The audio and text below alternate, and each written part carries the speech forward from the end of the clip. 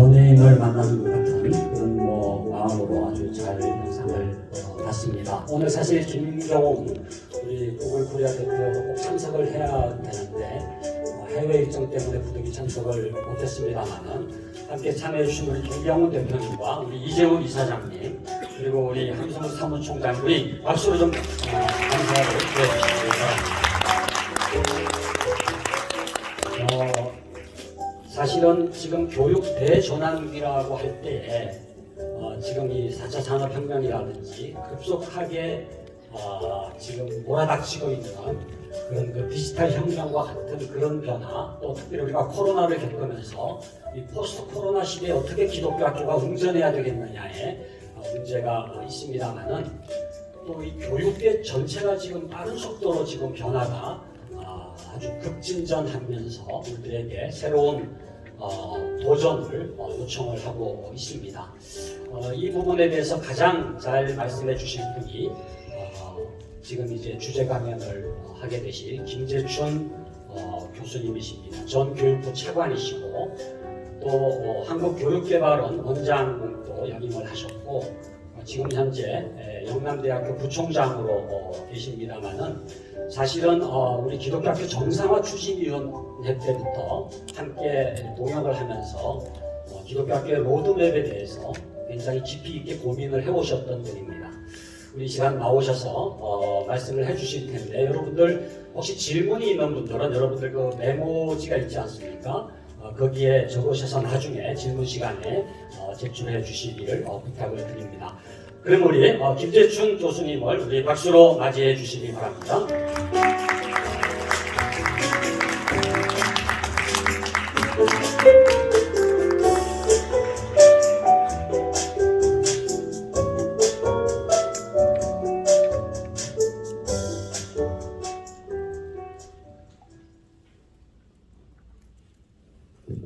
안녕하십니까. 영남대 김재춘입니다. 반갑습니다.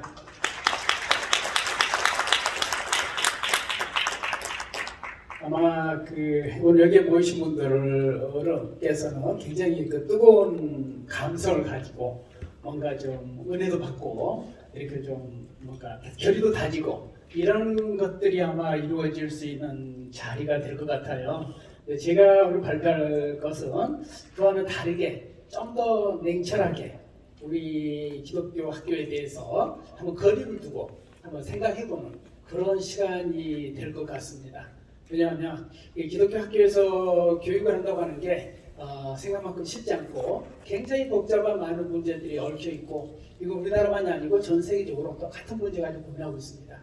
그리고 기독교 교육의 문제 오게 되면 세계 어느 나라에서 서양이 가장 논리적으로 모든 정책을 만들어 하는 나라에서조차도 기독교 문제가 오게 되면 기독교 교육의 문제 오게 되면 논리적이지 않고 문화적으로 가든가 아니면 정치적으로 들어갑니다.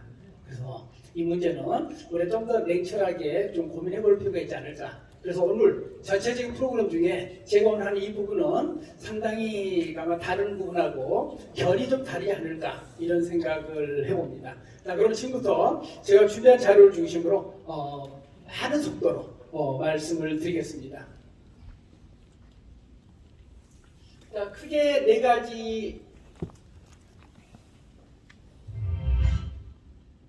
가지가 있는데 발표를 시작하면서 서론적으로 간단히 말씀드리고요. 외국 선진학교에서 정규교육이라고 하니까 어떻게 변화하느냐 간단히 리뷰를 하고 있고 우리나라 기독교 종립학교가 직면한 문제들이 무엇인가 마지막에 발표를 마치면서 결론적으로 하고 싶은 이야기 정리해 보도록 하겠습니다.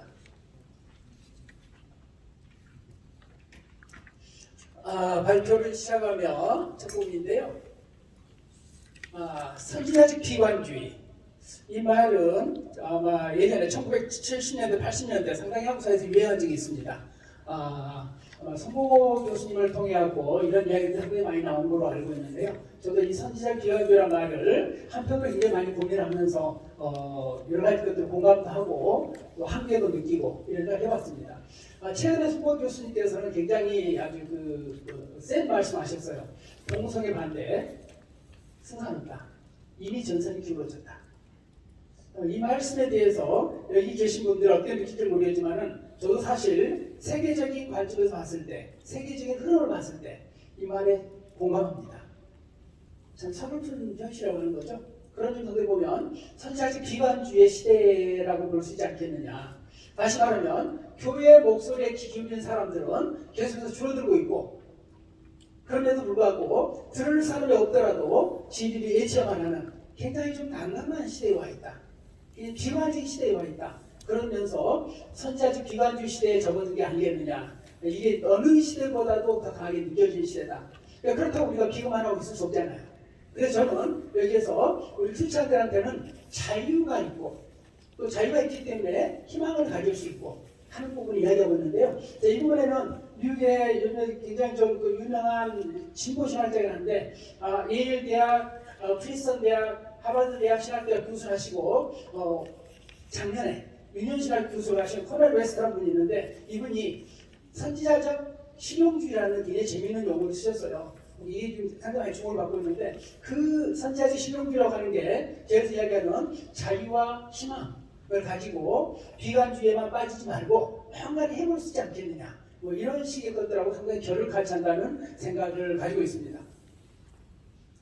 자, 외국 학교에서 종교교육 변화에 대해서 간단히 좀 한번 살펴보도록 하겠습니다. 사실 선진 외국 학교, 우리가 잘 아는 기독교적 역사를 가지고 있는 나라들입니다. 대개 우리가 알고 있는 초중등학교라고 하는 것들은 오랜 역사가 있지 않고 18세기에서 19세기 걸쳐서 만들어졌습니다. 그래서 기독교 전통이 강한 미국, 프랑스, 영국, 독일 이런 나라에서는 국공립학교에서도 기본적으로 철저하게 신앙교육을 했습니다. 이게 역사적인 팩트거든요. 그런데 1940, 60년대 들어오면서 종교교의 성격이 굉장히 바뀌게 됩니다. 다시 말하면 국공립학교에서 신앙교육을 하던 학교가 60년대 이후로 종교교육으로 성격이 바뀌어집니다. 이때 종교교육이라고 하는 것은 하나의 신앙을 갖도록 교육하는 게 아니고 여러 가지 종교들의 현상을 이해하도록 하는 교육입니다. 요즘에 말로 하면 종교학 교육이라고 보면 되겠죠. 종교학 개론 같은 교육. 그리고 또 하나의 종교가 아니고 다종교 사회로 바뀌면서 다종교 교육을 강조하고 있습니다. 그 비교 종교학적 교육을 강조하고 있습니다. 그런데 이것도 모든 나라에서 하는 게 아니고 여기 나와 있는 것처럼 국가별 특성에 따라서 되게 달라집니다. 대표적으로 미국, 프랑스, 독일은 종교 분리 정책을 헌법에서 지키고 있습니다. 미국과 프랑스는 종교 분리하기 때문에 60년대 이후에 들어와서 점점 학교에서, 공립학교에서 종교교육을 금지하고 있습니다. 철저하게 금지하고 있습니다. 여기에 비해서 독일은 좀 독특한데요. 헌법에서는 종교분리를 주장하면서 헌법에서 동시에 뭐라냐면 학교에서는 종교교육을 하도록 주장하고 있습니다. 정치와 종교를 분리하면서 헌법에서 동시에 학교에서, 공립학교에서, 국립학교에서 교육을 하도록 헌법을 명시하고 있다고 하는 거죠. 굉장히 재밌는 현상이죠. 여기에 비해서 영국, 특별히 잉글랜드는 아직까지 종교 일치 국가입니다. 굉장히 다양한 특징들을 가지고 있다. 이부분을 간단하게 하나하나 살펴보겠습니다. 미국 공립학교 종교교육은 잘 아시겠지만 19세기 중후반에 오늘날 우리가 알고 있는 초중고등학교에 만들어지면서 공립학교에서 철저하게 개신교 관련 종교교육을 시행했습니다. 얼마나 철저하게 개신교 관련 종교교육을 했기 때문에 카톨릭 교도들이 공립학교에서 자기네 신앙을 지킬 수 없다고 생각해갖고 사립학교 만들기 시작합니다. 이게 미국 사립학교의 출발입니다. 그래서 카톨릭 교도들은 사립학교를 만들어서 공짜인 공립학교 교육이 아니라 개인적으로 돈을 내고 학교를 다니는 그런 사립학교를 만들면서 굉장히 어려웠던 시절이 있었다. 그만큼 일반 공립학교에서 개신교 중심의 교육을 철저하게 해왔었다. 그런데 2차 세계대전이 끝나고 1948년에 미국 대법원에서 맥커럼 사건에 대한 판결이 이루어집니다. 이 판결이 굉장히 결정적인데 뭐냐 하면 학교 시설에서 행하는 종교교육을 원천적으로 금지합니다. 어떤 종교교육이라고 하면 별도의 학생들을 한 장소에 모아가지고 학부모가 종교교육을 받기를 원하는 학생들을 별도 장소에 모아가지고 교회에서 고용한 종교교사가 와서 교육하는 것조차도 이혼으로 판결합니다. 왜? 학교라는 공공시설을 종교에 쓰면 안 된다라는 판결을 내리게 돼요. 이걸로 인해서 미국에서는 종교교육이 공립학교에서 완전히 금지하게 된다. 다시 말하면 학교가 만들어지면서 공립학교에서 개신교 관련 종교교육을 했었는데 48년 사건 판결을 계기로 해서 학교 시설을 이용하는 종교교육을 불가능하도록 만들어야 됩니다. 그렇게 되면서 이때부터 또 개신교도들이 사립학교를 만들게 돼요. 미국 사람들은 대개 전통 있는 것은 카톨릭 계통이고 전통 짧은 것들은 개신교 종교의 사립학교들이 대부분을 이루고 있다. 근데 미국의 아이디어는 뭐냐면 아까 말씀드렸죠. 종교와 관련돼서 종교교육과 관련돼서는 모든 사회가 아이디어가 있어요. 논리적으로 설명이 안 돼요. 이렇게 공립학교에서 종교교육 등장하는 미국에서는 연방대법원에서 사건 개정심하다. 하나님은 미국과 법을 수호하신다고 읍배됩니다. 말이 안 되는 거예요. 금지하면서. 그러면서 또 대통령 시대는 성경에 손 얹고 성사하게 되고 국가, 애국가라든가 종교는 하나님 민감을 믿어본다는 거죠. 상당히 이 종교에 대한 한편으로는 전통 종교에 대한 굉장히 신뢰를 보내고 있으면서 한편으로 공립학교에서 철저하게 종교교육을 금지하고 있는 아이러니가 발생하고 있다. 독일을 보면요, 독일은 루터의 나라, 개신교과의 나라로서 굉장히 독특합니다. 교회 신자들에게 종교세를 부과합니다. 요즘 신입조죠. 모든 교회 목사님들한테 얼굴 줍니다. 굉장히 독일의 목사님들은 행복하다고 표현하게 돼요. 국가에서 얼굴이 때문에 좋은 점도 있는데 여러 가지 부작용도 많이 있는 걸로 알고 있습니다. 그러면서 한편으로는 종교 분리하면서 국가는 종교에 대해 중립성에 대한 헌법에 명시하면서도 동시에 국립학교 종교를 의무하고 있습니다. 의무하고 있다 보니까 재미현상들이 벌인데요. 이분도 마찬가지로 국가 헌법에 하면 이론상 모든 종교교육을 할 수 있다고 해놨는데 실제로는 독일 국민의 3분의 1이 가톨릭이고 3분의 1이 개신교입니다. 그러다 보니 나머지는 무신무 종교든가 일부 기타 종교들입니다. 그러다 보니까 어떻게 돼요? 종교교육은 가톨릭과 기독교, 개신교 두 영역에만 좀 이루어지고 나머지 이루어지지 않아요. 그런데 최근에 이슬람교 이민자들이 많아가지고 이슬람 종교교육을 하려고 하니까 그것도 못하지 막아요. 이게 재밌는 현상이죠. 종교교육 헌법에서 인정하면서도 한편으로 막고 있는 굉장히 독특한 현상이 보여지고 있다. 최근 일부 지역에서는 종교교육을 폐지하고 있습니다. 왜냐하면 부동독이었던 주에서는 기독교 인구 20%가 안 돼요. 이 통일이 됐다스에서 불구하고. 그러니까 종교교육을 할 수 없다고 생각했고 종교 대신에 윤리교육을 한다든가 아니면 가치과목을 가르치는 이런 현상이 벌어지고 있습니다.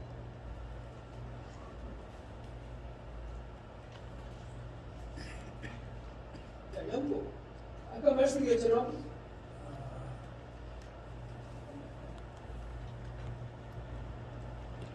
프랑스가 빠졌는데, 자, 프랑스는 되게 독특합니다. 카톨릭에 나옵니다.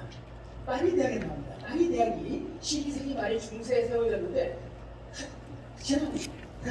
신학이 중심된 대학이거든요.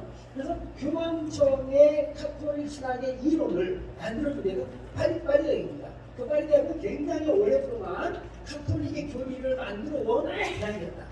그래서 파리 대학이 만들어진 12세기, 13세기부터 18세기까지 프랑스는 철저하게 카톨릭에 반해였다. 그래서 교육은 카톨릭 교회가 전체적으로 다 지배하고 통제하고 책임하고 있었다. 그러다가 프랑스 혁명이 18세기 후반에 일어나면서 교육을 국가 업무로 가져가게 됩니다. 그러면서 프랑스의 대학, 교회와 수도원의 모든 재산을 국가가 몰수하게 되면서 국가가 교육을 받게 되고 20세기 초에 헌법이 만들어지면서 정교를 분리 명시하게 된다. 정치와 교육을 분리해야 된다. 그러면서 이 관련 경우에는 완전히 종교 분리가 이루어지면서 최근 프랑스 공립학교에서는 종교 금지가 어느 정도가 나가냐면 공공장소에서 종교적 상징을 착용하는 것을 금지하게 합니다. 2000년대 초반에 이루어졌습니다. 자, 이게 다시 말하면 공공장소인 공공학교에서 교사들이 십자가라도 착용 못하게 돼 있어요. 학생이나 교사들이. 물론 이번에는 이해할 만한 이유가 있어요. 왜? 유대교인들의 모자라든가 이슬람교도들의 뭐 히잡 같은 거 있잖아요. 이런 것들을 금지해야 되기 때문에 이 모든 걸 똑같이 금지할 수밖에 없는. 그래서 이것을 금지하게 되니까 경고가 돼요. 모든 종교인들이 반대를 하는 거죠. 개신교는 개신교대로, 가톨릭대로, 이슬람대로, 유대교대로. 그리고 최근에는 모든 학군에다가 종교 위반, 규정 위반 사례 단속을 위한 비종교주의 팀 운영해갖고 쉽게 말하면 감사팀 운영하는 거죠. 운영하고 종교의 원칙을 위반하는 학교들이 있는가 이거를 감시하는 그런 활동들을 하고 있고 걸리게 되면 상당히 많은 불이익을 주는 그런 방식으로 운영을 하고 있다. 저 영국 학교인데요. 영국은 정교 일치의 나라입니다. 성공의 나라죠. 그래서 44년 교육부에서부터 예배 참석이나 종교교육을 필수하고 있고 88년에 만들어진 교육법에서도 좀 더 기독교적 성격의 종교교육이라고 기독교 성격의 말이 집어넣습니다. 어떻게 보면 약간 좀 강조하는 게 기독교를. 그런 점에서는 좀 더 어떻게 보면 기독교 입장에서 보면 발전제로 볼 수 있는 부분이 있죠. 그러나 전체적으로 학교에서 교육이 이루어진 걸 보게 되면 종교 수업에서 종교 교육으로 바뀌게 됩니다. 90년대 이전까지는 국가교육과정에서 종교 수업을 강조합니다. 종교 수업은 신앙교육입니다. 신앙교육을 강조해서 철저하게 신앙교육을 해왔는데 60년대 이후로 70년대부터는 전부 다 종교교육을 강조하면서 다시 말하면 비교 종교학적 교육을 하게 됩니다. 90년대 이후에 아까 얘기했던 88년 교육개혁이 만들어지면서 이제는 종교에 관한 학습, 종교학개론 교육이죠. 그러면서 종교로부터 교육, 종교로부터 교육은 요즘에 이야기하는 이른바 스피리추얼리티, 영성 교육이죠. 영성 교육은 우리 기독교에서 말하는 영성이 아니에요. 여러 종교에서 이야기하는 영성 교육을 강조하고 있다. 그러면서 영국은 굉장히 독특한 입장을 취하고 있어요. 한편으로는 종교의 기독교적 성격을 강조합니다. 왜냐하면 다 종교를 강조하다 보니까 영국 학생들이 기독교에 대해서 너무 아무도 몰라요. 크리스마스가 뭔지 말지는 아무도 모르네요. 그러다 보니까 이건 안 되겠다. 영국이라는 나라는 기독교 전통을 갖고 있는데 최소한의 전통을 알아야 되는데 전통은 너무 없지 않느냐. 그래서 기독교를 강조해서 가르치라고 88년 교육개혁법 국가교육관이 강조를 합니다. 그리고 또 한편으로는 영국의 6대 종교인 기독교 외에도 불교, 힌두교, 이슬람, 유대, 시크교를 균형 있게 가르쳐가지고 타 종교도 이해하고 타 종교를 존중할 수 있도록 해야 된다 하면서 굉장히 애매한 입장을 취하고 있어요. 이 상에서 보면 이슬람 전통적으로 기독교 국가로서 국공립학교에서 신앙교육 강조했던 나라들에서 최근에 들어가지고 전부 다 취한다. 굉장히 애매한 입장을 취하면서 애매한 종교교육을 하고 있다. 자, 이게 지금 세계적인 흐름입니다. 그러면 이런 흐름에 나타난 공통점도 몇 가지 보게 되면 대표적인 나라들이죠. 세계를 이끌고 있는 대표적인 나라들인데 기독교 국가였고 이 나라의 특징들의 종교 간의 갈등 폭발 가능성이 굉장히 많이 있습니다. 대표적인 미국 같은 경우에는 행정부와 입법부는 굉장히 기독교적인 교육을 하고 싶어요. 근데 사법부가 이걸 갖고 있습니다. 아까 얘기했죠. 사법부가 판결하면 끝나는 거죠. 그래서 행정부나 입법부에서는 여러 가지 방식으로 기독교육을 하도록 요구도 하고 있고 싸움도 하고 있고 사법과 갈등이 많아요. 그래서 사법에서 등장하고 있으면서 항상 갈등이 일어나고 있다. 프랑스에서는 아까 얘기했던 것처럼 종교의 상징을 취한 등장으로서 모든 종교가 정부에 반대하는 그래서 굉장히 특별히 이슬람 쪽에서는 굉장히 많은 데모를 하는 그런 일이 벌어지고 있고 독일도 마찬가지입니다. 독일도 종교교육을 해야 된다고 이야기하면서 가톨릭 개신교 종교교육을 하면서 이슬람을 금지하기 때문에 이슬람 교徒들이 더욱 베를린에서 굉장히 강한 큰 데모 같은 것들을 많이 하게 되죠. 영국은 아까 얘기했던 것처럼 기독교 전통국가로 기독교 강조하면서도 5대 종교를 또 동시에 강조하면서 굉장히 혼란스러운 상태에 있다. 바꿔 말하면 종교교육과 관련되면 모든 나라가 가장 선진국이라는 나라들조차도 굉장히 큰 혼란 속에 있게 된다. 이렇게 이야기할 수 있습니다. 2차 세계대전 68년 이후로 2차 세계대전 68년이라는 게 뭐냐면 제국주의 시대가 끝나는 시대예요. 다시 말하면 일반 어떻게 보면 이제 제국주의가 끝나고 각 나라가 독립하면서 일반 민주주의가 전 세계로 확산되는 이 시기에 신앙교육에서 종교교육으로 변화되고 전도 성경 목적의 종교교육은 적어도 학교에서는 좀 부족하지 않느냐 이런 의견이 지금 전 세계적으로 뭔가 합의 아닌 합의가 이루어지고 있다. 종교교육에서 당사자주의가 중요성이 강조되고 있는데 아까 얘기했던 것처럼 2차 세계대전 이후로 60년대 이후로 미국과 프랑스에서는 공립학교에서 종교교육을 금지하고 있습니다. 여기에 비해서 독일과 영국은 여전히 하고 있습니다. 근데 독일은 14세, 주마다 다르긴 한데 대체로 14세 기준으로 14세 이하는 학부모 동의를 받고 14세 이하는 학생 동의를 받고 하고 있습니다. 영국은 종교교육을 필수로 요구하고 있대 학부모가 요청하면 렌즈해준 방식으로 진행을 하고 있습니다. 자, 현재 약간의 배경 지식을 가지고 우리나라 기독 독립학교가 직면한 문제들 한번 살펴보도록 하겠습니다.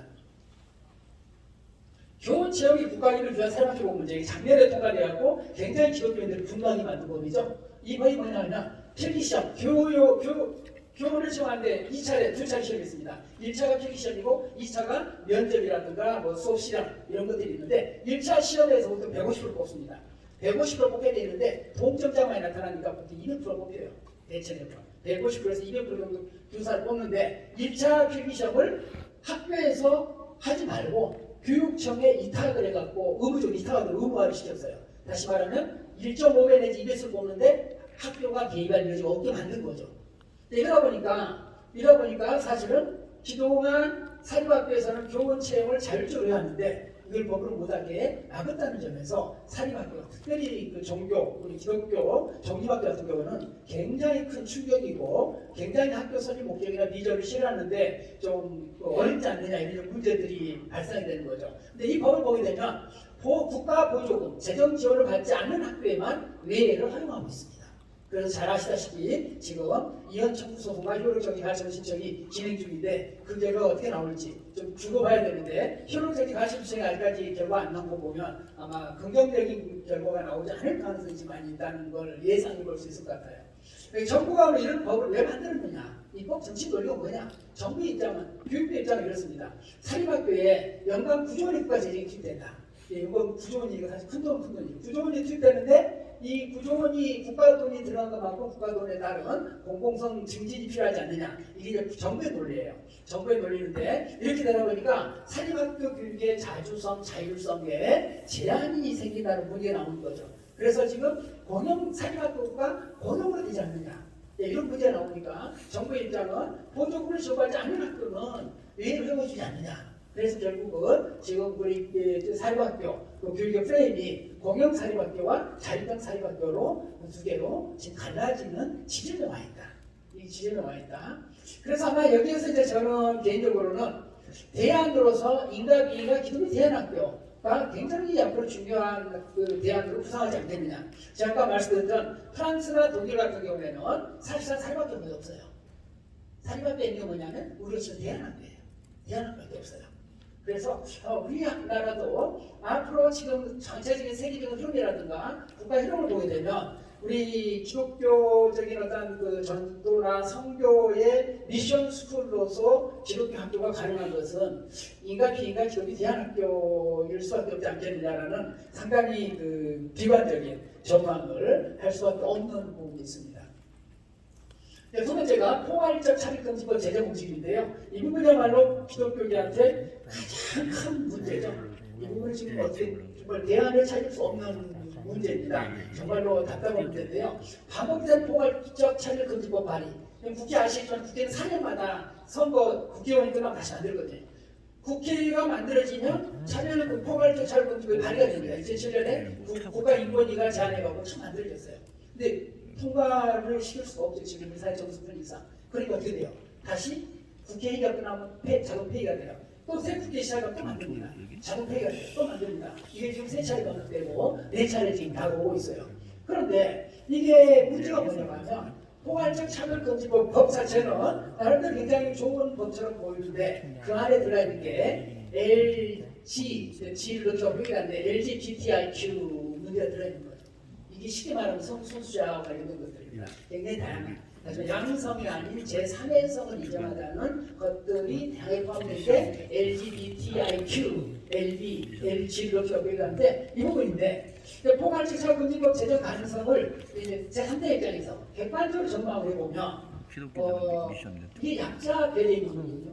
아까 말한 약자를 배려한다는 게 전체적으로 명분을 내세워 보이고 또 대부분의 기독교 전통을 가진 선진국에서도 입법이 되고 있습니다. 미국을 포함해서 유럽 대부분 나라들에서도 또 이면에 인권이사회에서도 책을 공부하고 있습니다. 우리나라는 인권위원회에 가입한 나라거든요. 이렇게 하다 보니까 머지않은 미래에 법 제정 가능성이 굉장히 많아 보입니다.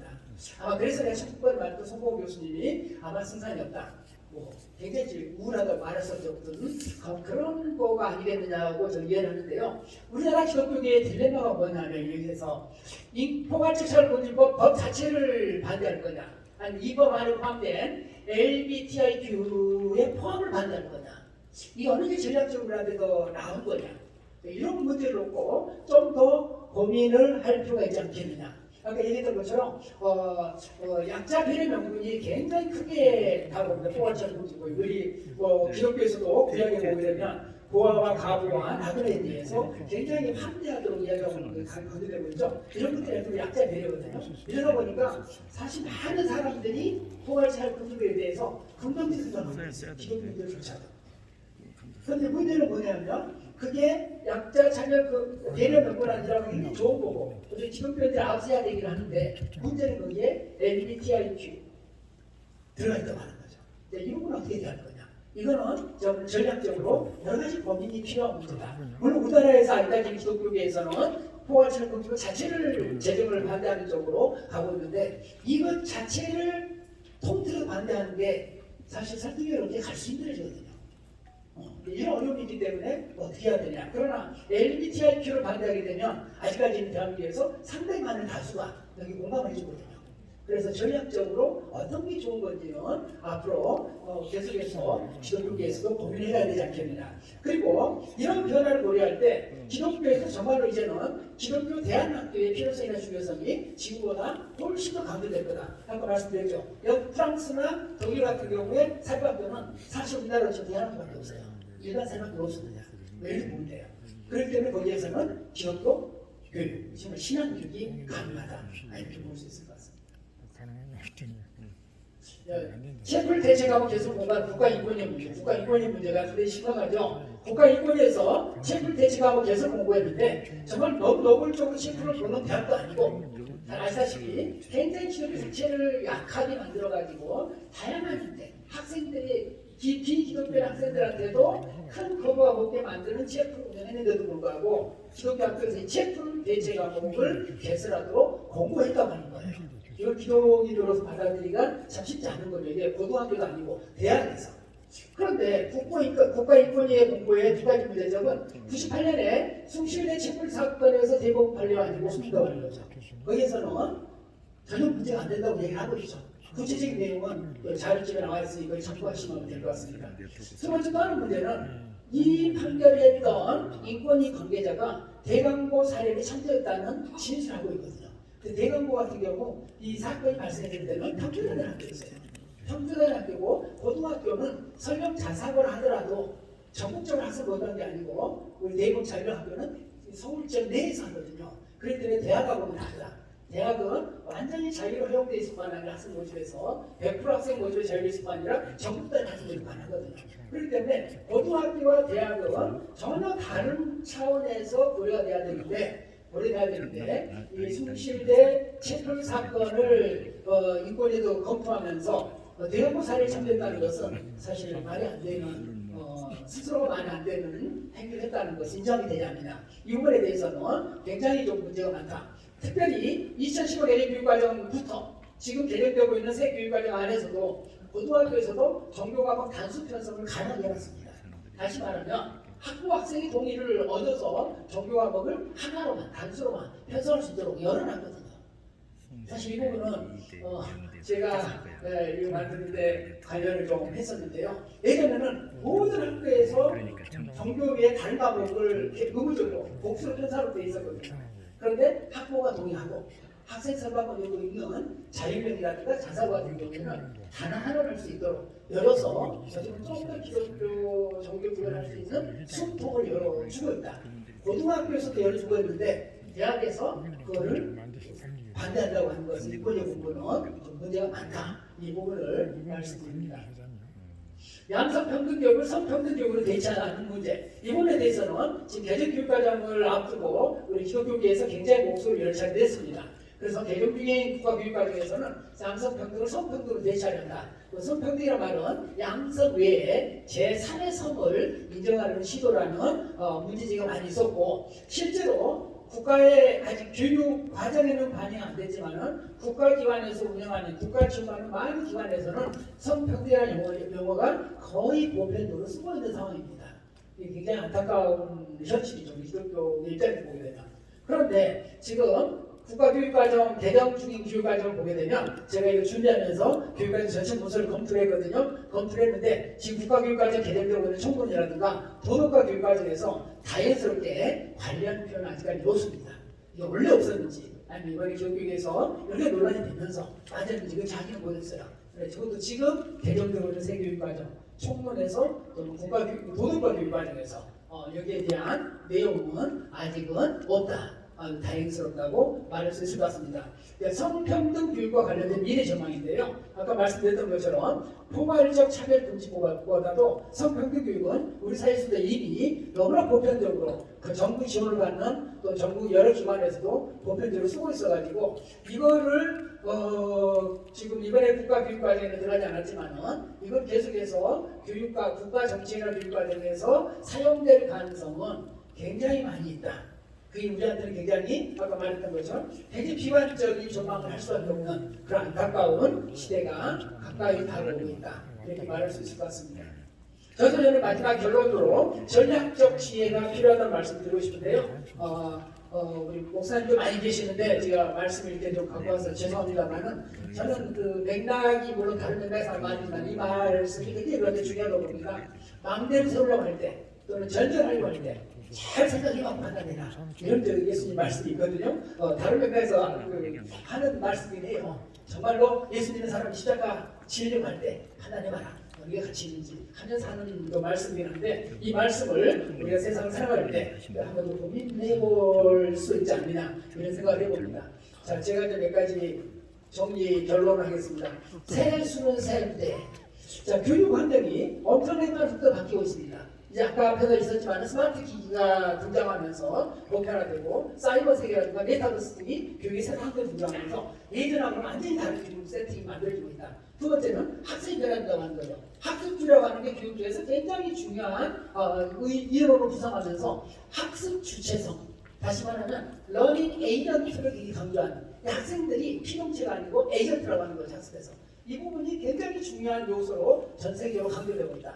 한편으로 사회가 복잡성이 증가하면서 우리 사회에서도 다문화 전쟁교 사회 특히 이게 강조되고 있다. 이렇게 하다 보니까 기독교 학교에서 신앙 교육을 한다고 했을 때 굉장히 많은 고민이 필요하다.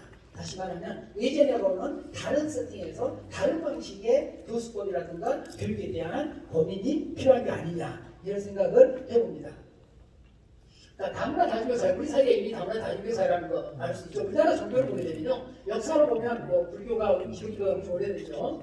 종교인 신도 숫자를 보면 여전히 지금 국가 통계에 하면 1위가 불교입니다. 2위가 기독교고요, 개신교고요, 3위가 가톨릭 사회가 없는 겁니다. 제가 청와대에서 2년 동안 일한 적이 있는데요, 제가 있는 데서 종교 쪽 관할을 했어요. 저는 이제 교육비서관에 있었으니까 교육비서관에 제가 선임비서관이에요.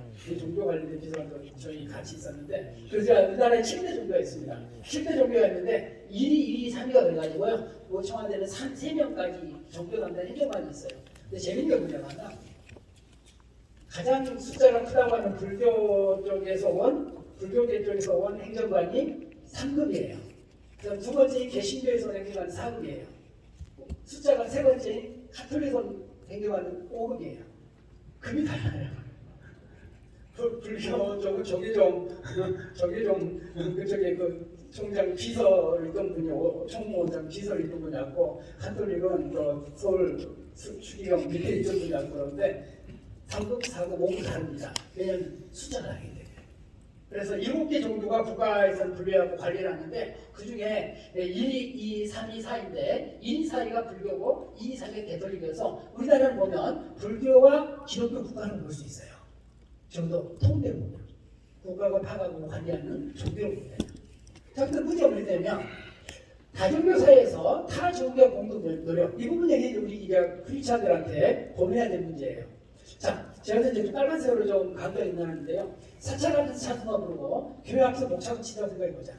우리 신앙생활 할 수 있겠느냐 제대로. 역지사지 하는 거죠 서로가. 자, 그래서 우리가 어쩔 수 없이 나의 하나님 앞에서 나의 종교생활을 위해서라도 또 심지어는 전도나 선교를 위해서라도 어떻게 해야 되냐면 타 종교 공존하는 노력을 할 수밖에 없다. 우리가 타 종교를 무시하게 되면 타 종교도 우리 교회 앞에서 못 바치게 되냐, 주일날 예배 드릴 수 있겠느냐 이런 문제 생긴다고 하는 거죠. 이게 우리 고민하고 아까 얘기했던 기독교 전통을 가진 여러 선진교회에서도 고민하고 있는 문제입니다. 그래서 우리가 이런 어떤 배경을 가지고 이제 마지막 결론 몇 가지 말씀드리겠습니다. 아마 제 발표에 대해서 오늘 대담 시간에 질문이 많이 나올 것 같아요. 자, 그럼 봅시다. 자, 첫 번째 전략이 선택과 집중을 통한 타겟 설정을 분명히 해야 된다. 제가 좀 안타까웠던 것이 뭐냐면 우리 기독교 단체에서 고교 학점제 비판했더라고요. 근데 그거는 참 제가 보기에는 개인적으로는 좀 적절하지 않지 않았나. 고교 학점제라는 것은 개인적으로 찬성할 수도 반대할 수도 있어요.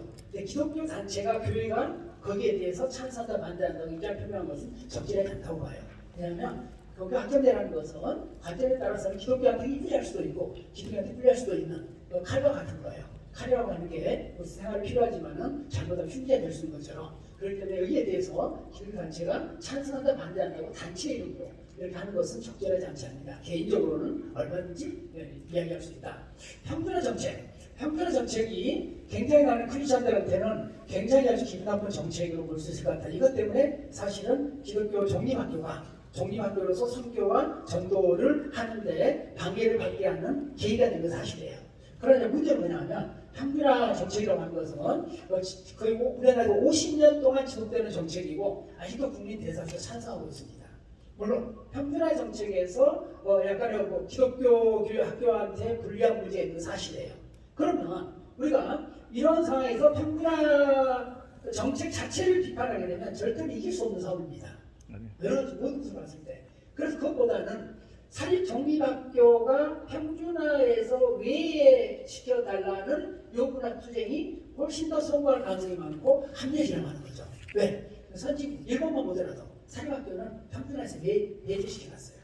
그렇기 때문에 이 부분에서는 사립종립학교의 평준화 외의 요구나 투쟁이 훨씬 더 합리적인 정책이지 않을까. 그래서 우리가 도저히 이길 수 없는 큰 정책하고 싸우기보다는 가능성이 있는 정책으로 초점을 맞춰가지고 거기에서 싸움을 함으로써 우리의 종교교육의 자유도 얻는 게 좋지 않겠느냐. 세 번째 선택과 집중이라는 것도 우리 교단의 보수 진보 교단의 한국에서 일치 연대 가능한 모두가 연대 가능한 성소수자 문제 이런 것들만을 분리적으로 대응한다면 굉장히 힘을 합쳐갖고 힘 있는 목소리를 낼 수 있다. 그런데 만약에 이 부분을 범위를 넓혀가지고 성교육이라든가 낙태라든가 젠더라든가 이런 분들을 전체로 확대할 경우에는 사실 크리스찬들에서 스펙트럼이 워낙 다양하거든요.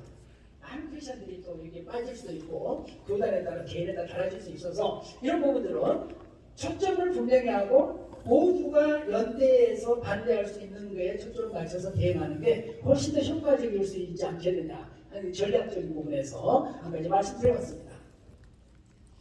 두 번째 전략은 더하기 전략이 훨씬 더 중요한데 우리 기독교가 역사적으로 보면 많은 경우는 더하기 전략보다는 빼기 전략을 치유했던 것 같아요.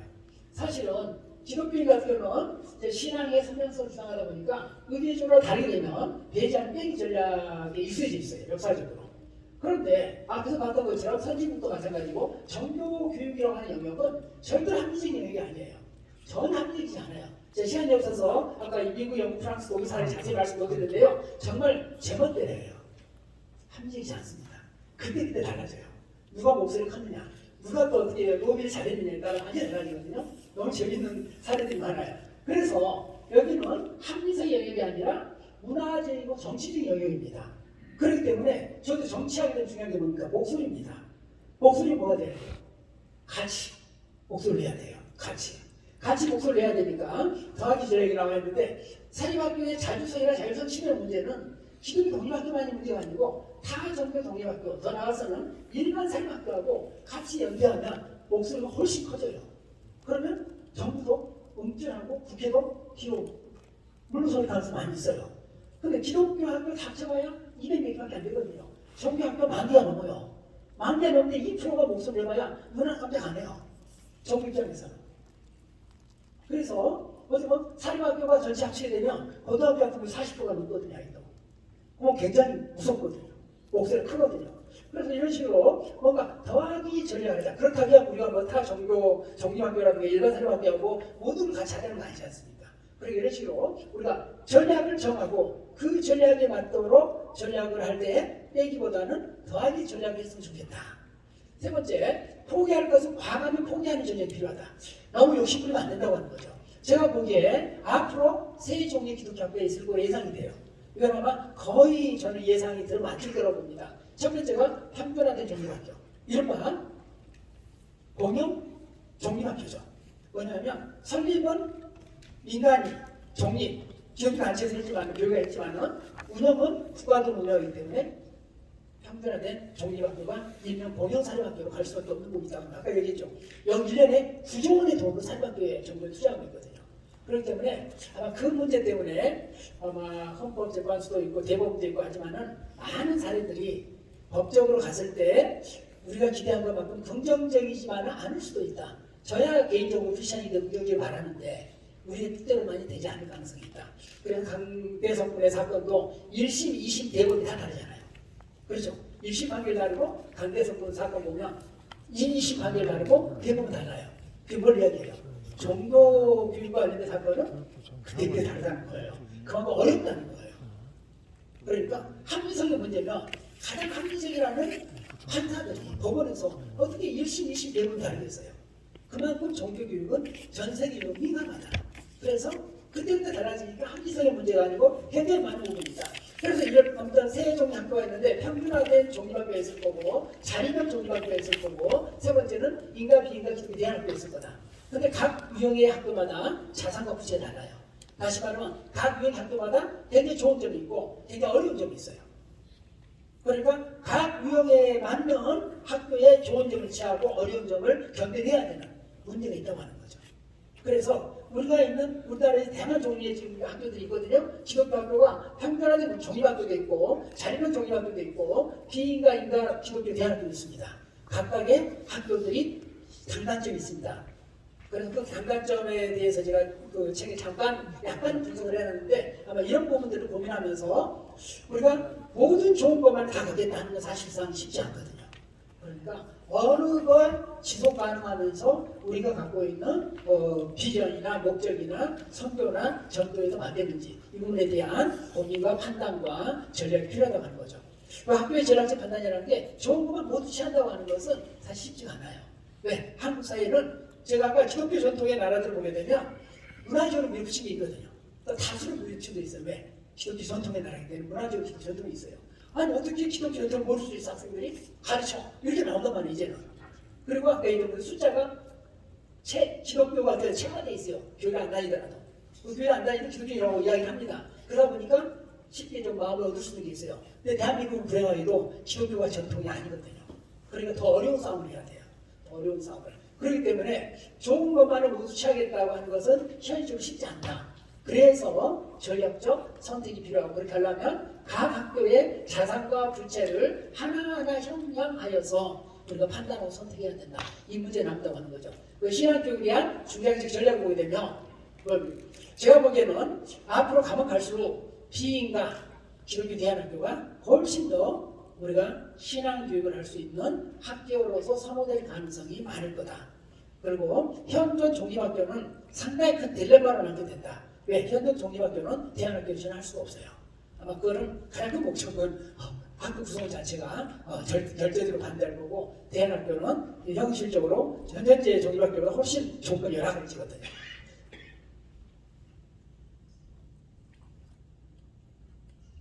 결론입니다. 마지막입니다. 기독교 학교가 세상 비가 소비되라. 신뢰받는 교회와 기독교회. 여기서 하나만 하는 말인데요. 정말로 우리 교회와 기독교인이 하는 말을 사이가 믿고 따라주는 그런 전통, 한때 있는 전통이 있었거든요. 그러다 보니까 기독교인 소수여도 엄청난 힘을 발휘할 수가 있었는데 지금은 우리가 이 부분이 좀 약한 부분이 있어서 이런 전통을 해봐야 되지 않겠느냐. 또 기독교 종립학교가 수명성 공공성 제고에서 귀가 소금을 관리해야 되고 결국은 저 마지막 세 번째 학교인데요. 진정한 신앙교육을 위한 종립학교. 저는 제가 상당히 큰 교회에서 기독교 학교를 하나 만들까를 자문을 해왔을 때 제가 만들지 말자고 이야기했습니다. 그 이유가 뭐냐고 하면 기독교 학교를 만든 게 진정한 기독교인답게 살아가는 인간을 기르는 교육을 하는 게 우선적인 관심이 있는 게 아니고 똑똑한 사람 길러내가지고 영향력을 교회 양력을 좀 펼치는 이쪽에 생각을 가지고 학교를 만들고 싶어 하더라고요. 저는 그런 기독교 학교라면 안 만드는 게 낫지 않겠느냐. 그래서 정말 기독교 학교라면 똑똑한 사람 길러내고 사회양에 미치는 것보다는 어떻게 보면 진정한 기독교인을 길러내는 거. 사회적으로는 이름도 없고 어떻게 보면 성공하지 못하더라도 정말 신앙하고 살 수 있는 사람 길러내려면 기독교 학교가 필요하지만은 그렇지 않는 학교라면 굳이 기독교 학교가 필요할까? 라는 생각이 든다고 학교를 만든 거에 대해서 부정적인 의견을 준 적이 있습니다. 그래서 저는 아무튼 이런 부분들이 같이 가야 되는데 종합적으로 이야기하면 기독교인들한테는 선지자적 비관주의로 다시 한번 돌아올 수밖에 없는 부분 한편으로는 있어요. 너무나 전 세계적인 흐름이라든가 한국 전체적인 교육의 흐름이라든가 이런 부분들이 굉장히 어렵게 돌아가고 있습니다. 그리고 예전에 좋았던 시절을 다시 기대한다는 게 사실 쉽지 않습니다. 그래서 우리는 우리 기독교의 교회의 목소리에 기독교 목소리에 기울인 사람의 목소리에도 불구하고 외치어야 되는 선지자들처럼 굉장히 어려운 삶을 살아가야 되지 않느냐. 그래서 여기 계신 분들이 전 누구보다도 구약시대의 선지자와 같은 분들이다. 그래서 여러분들께서 힘드시지만은 이런 문제를 놓고 고민하면서 하나님의 나라의 확장을 위해서 아마 같이 기도하고 고민하고 방법을 찾아가면 그나마 우리가 여전히 아까 이야기했던 것처럼 자유를 가진 크리스천으로서 마음과 희망을 그 나름대로 찾을 수 있지 않겠느냐. 비관주의에 빠지지 말고 비관적인 상황이지만은 그 뭔가 자유를 가진 크리스천으로서 희망을 가지고 살아가야 되겠다 하는 말씀을 드리면서 제 강의를 마치고자 합니다. 감사합니다.